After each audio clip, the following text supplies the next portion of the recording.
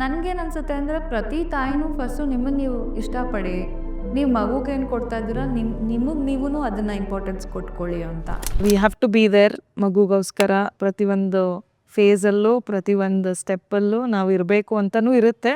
ಈ ಕಡೆ ನಮ್ಮ ಅಚೀವ್ಮೆಂಟ್ಸು ನಮ್ಮ ಗೋಲ್ಸು ನಾವು ಕೆಲವೊಂದು ಕೆಲಸಗಳು ಮಾಡ್ತಾ ಇದ್ದಿದ್ದನ್ನು ಮಿಸ್ ಮಾಡ್ಕೊಳ್ತಾ ಇರ್ತೀವಿ. ನೀನು ತಾಯಿ ಆಗಿದ ತಕ್ಷಣ ನೀನು ನಿನ್ನ ಲೈಫ್ನ ಬಿಟ್ಕೊಡ್ಬೇಕು ಅಂತ ಏನಿಲ್ಲ. ಇವಾಗ ನನ್ನನ್ನು ನಾನೇ ಇಷ್ಟಪಟ್ಟಿಲ್ಲ ಅಂತ ಹೇಳಿದ್ರೆ ನನ್ನ ಮಗ ಏನು ನನ್ನನ್ನು ಇಷ್ಟಪಡ್ತಾನೆ, ನನ್ನ ಹಸ್ಬೆಂಡ್ ಏನು ನನ್ನನ್ನೇ ನಾನು ಇಷ್ಟಪಡಬೇಕು.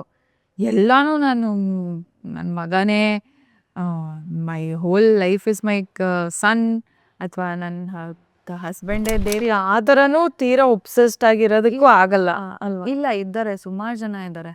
They give up on themselves. But ಅವಾಗ ಏನಾಗುತ್ತೆ, ಅಟ್ ಒನ್ ಪಾಯಿಂಟ್ ಅದು ಅವರಿಗೆ ಓವರ್ವೆಲ್ಮ್ ಆಗಿಬಿಡುತ್ತೆ.